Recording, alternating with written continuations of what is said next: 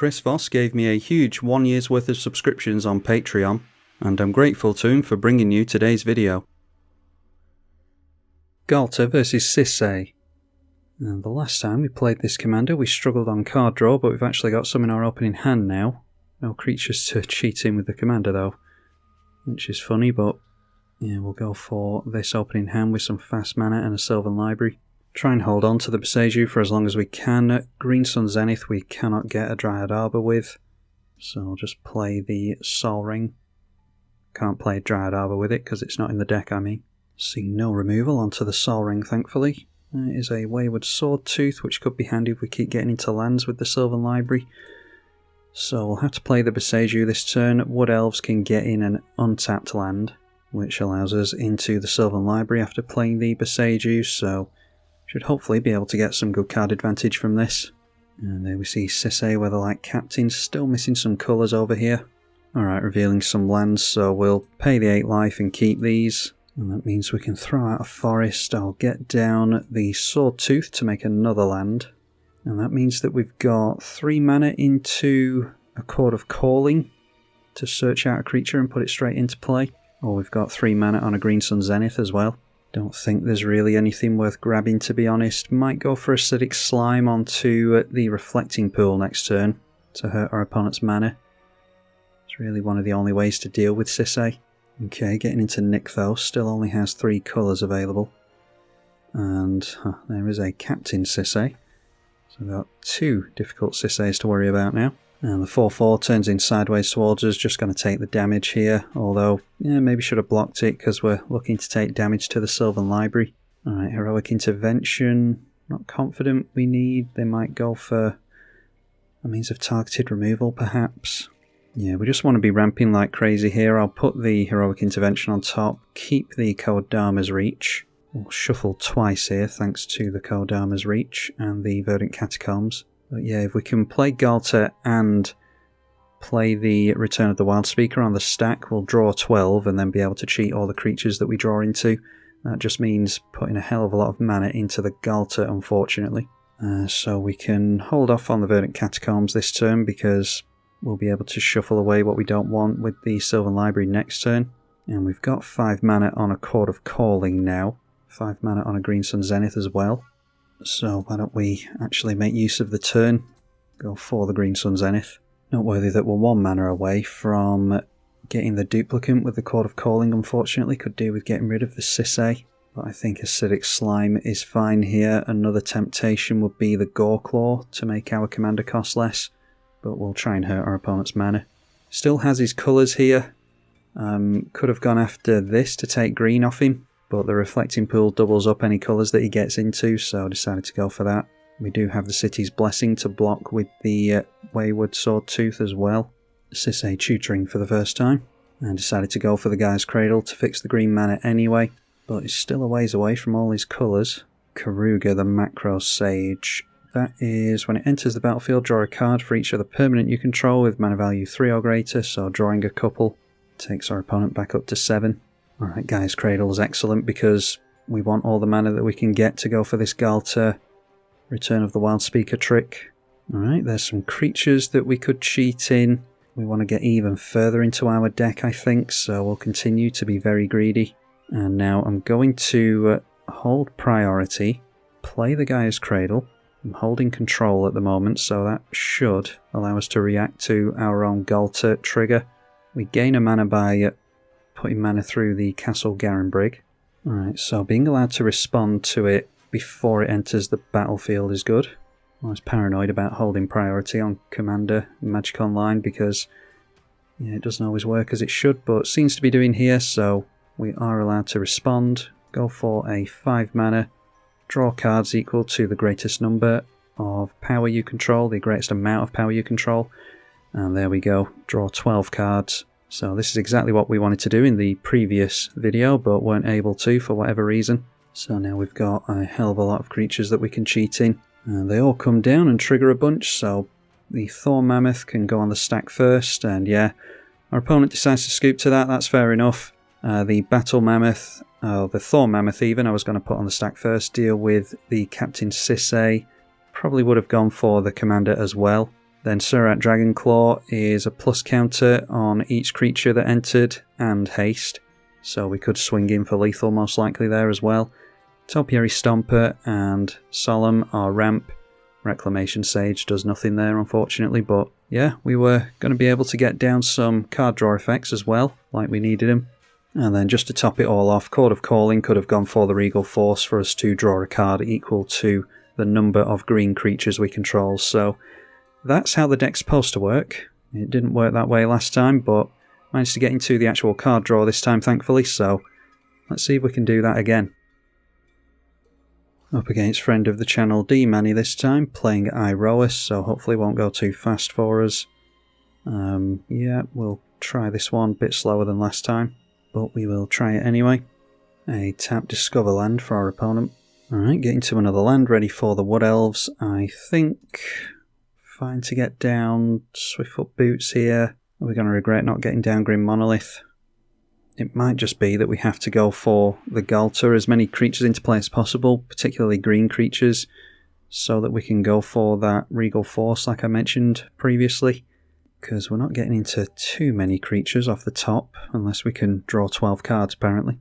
30 creatures in the deck by the way. And we see a piece of fast mana and a Reckless Stormseeker as well, so that gives itself haste and starts to swing in. Ghost Quarter is here as well, ready for something like a Gaia's Cradle. Alright, well, not going to tutor it out, might be able to hardcast it though. Yeah, that's actually a decent draw as long as we can get into our commander, so let's go for cracking this in for the Wood Elves again. So that leaves us with 4, 5, 6, 7. We'll want a land off the top next turn, otherwise it's Solemn Simulacrum. Could go for Green Sun Zenith for something like a Topiary Stomper, but then we have to pay for the Grim Monolith next turn anyway to untap it, so might as well try our luck getting into a land off the top. Another piece of non-red mana for our opponent in Gaia Eats Sanitarium. Okay, so deciding to Ghost Quarter his own Gaia Eats Sanitarium in order to fix his red mana, floating some mana first, or actually fix the white mana, get some plains. And there is Mangara. We'll definitely be swinging in with a lot of creatures at some point, hopefully. Being able to destroy the Mana Crypt would be really good for us. The Reckless Stormseeker goes after the Mangara. We will not bother to block just yet. Alright, and we do hit a land off the top, so let's go for the Ghalta. It's not going to be the flashiest Ghalta anyone's ever seen, but we'll draw a few cards at least. Play both Solemn and the Regal Force. Put Regal Force on the stack first, slightly less of a chance that we'll get into more lands with Regal Force that way. And then of course we're just drawing to nothing but mana. Yep, so we're just hoping to smash in with commander damage really, which is often how the games end up in Ghalta matches. We've at least got the Gaia's Cradle free now because our opponent had to use the Ghost Quarter. So something big on the Green Sun Zenith maybe? Could go for destruction of the Mana Crypt to really hurt our opponent. And decides to keep from swinging in, may well be removal for Ghalta if he's not going for Iroas. There's a team of Sabertooth to bounce something like a Regal Force isn't terrible. So why don't we test our opponent on the removal here. We'll go for Swiftfoot Boots first. He should make us equip the Swiftfoot Boots first and then he can respond to the equip because it wastes some mana. It's allowed into play, so Boots we will attempt to get onto the Ghalta. And yep, there it is, a generous gift. Can easily replay the Ghalta, so it doesn't really matter. Noteworthy that this does give us another green creature as well if we do decide to bounce Regal Force. Should we just do something a little bit more fun here than just straight up blowing up the Mana Crypt? I mean, we'll be able to blow up the Mana Crypt with a Coggler, but I think that's what we should go for here. It can fight the Haste Enabler, I think is better. Mangara going to draw a card because it's the second spell we've played this turn. So might be able to help our opponent get into some mana. Obviously playing it nice can always bite us, but I'd rather play it nice and actually have a game than just stomp all over my opponent. So we'll aim for the Coggler. Noteworthy this is flipped round as well, so +2, +0, trample and haste at the beginning of combat to a single creature.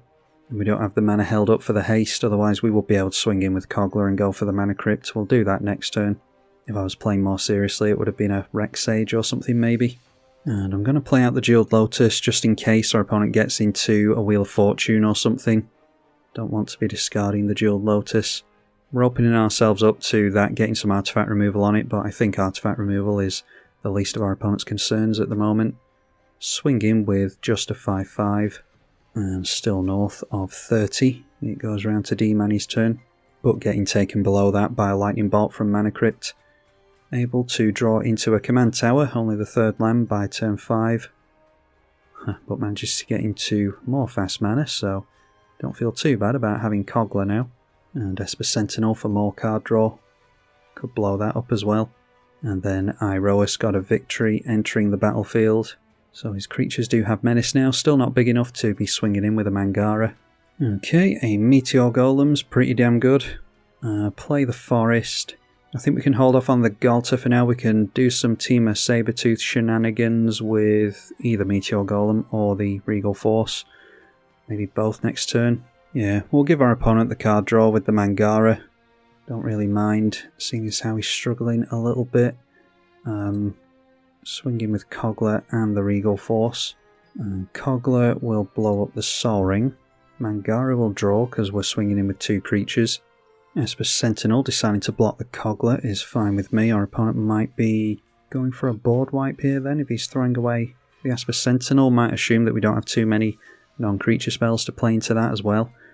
May well just hold on to the Meteor Golem then. Although we could blow up the Mana Crypt with it, which could be worth it. Let's go for the Sabertooth. And then Gaia's Cradle. We'll tap for 6, 7 with a basic Mangara. Going to trigger again for more card draw, but we're going after the Mana Crypt here. I'm worried about a board wipe, so do have to go after our opponent's mana, unfortunately. And we'll hold up the Temur Sabertooth so that we can probably bounce the Regal Force, it'll have to be. Alright, yeah, and it was a board wipe, vanquish the Horde, so I was hoping to keep my opponent off the 4 mana, or whatever I thought it was, but vanquish the Horde is only 2, so good job we took out the Mana Crypt while we could. Now, do we want Regal Force? Temur Sabertooth will survive here. Yeah, I think we'll keep the Regal Force because it refills our hand potentially. So Solemn goes down as well as the Mangara. We draw a card to that, and it's Bonder's Enclave for even more card draw, which we can pay for thanks to the Temur Sabertooth. Alright, and a Castle Garenbrig as well, so play that because it gains us a mana, and we'll go for the Ghalta. Don't have to go for the Jeweled Lotus mana here, but I'd like to be able to equip the Swiftfoot Boots to the Ghalta to start threatening commander damage. We'll actually take our opponent down to 0 exactly if we hit with Ghalta twice. So we're risking losing Ghalta again, but with Hexproof we should be able to protect it against Boros. Draw 3 cards thanks to the Regal Force. There's a Boseiju. Greater Good's going to be really good to get into play as well, so probably should do that. Haste and Hexproof onto Ghalta and turning sideways, looking like a foregone conclusion at this point. Definitely seeing what we can do in the deck if we actually get into the card draw. So now even if there is a board wipe, we can sacrifice the commander to this, draw 12 and discard 3. A Jeska's Will, we have 3 cards in hand. Our opponent does control his commander, so Jeska's Will is free effectively. And that's the Swords to Plowshares. He needed it before the Swiftfoot Boots, unfortunately. So playing Celestus, a means of card filtering, and does gain a little bit of life as well, I think. Yeah, you gain 1 life every now and then from that. And Swords to Plowshares goes on to the Temur Sabertooth. We'll go up a card here, so we might as well sacrifice it. Might be able to fish it out of the bin as well, I can't remember what cards are in the deck for that. Alright, and our opponent deciding to leave it there. Had another board wipe in Hour of Revelation, but didn't have the white mana until the Celestus, so yeah, just really unlucky on the mana front there. Boros is going to find it difficult to keep up with the mana count against mono green at the best of times, but when you can't find your colours, it's even worse. So yeah, like I've said a few times, that's the way the deck is supposed to function. We didn't see it in the first game, unfortunately, but if you can actually keep cards in your hand to cheat creatures out with the Ghalta, then you're going to have a much better time. Again, you can get Ghalta into play, wait for its ability to go on the stack, and then sacrifice to the Greater Good as well. Obviously means you don't have your commander in play, but you'll draw 12 and hopefully be able to cheat in a bunch of big, scary creatures. So yeah, that is the aim of the deck, and hopefully you all enjoyed it this time around. Big thank you to the patrons for their financial support of this YouTube channel. I'm tribalkai. Thank you for watching.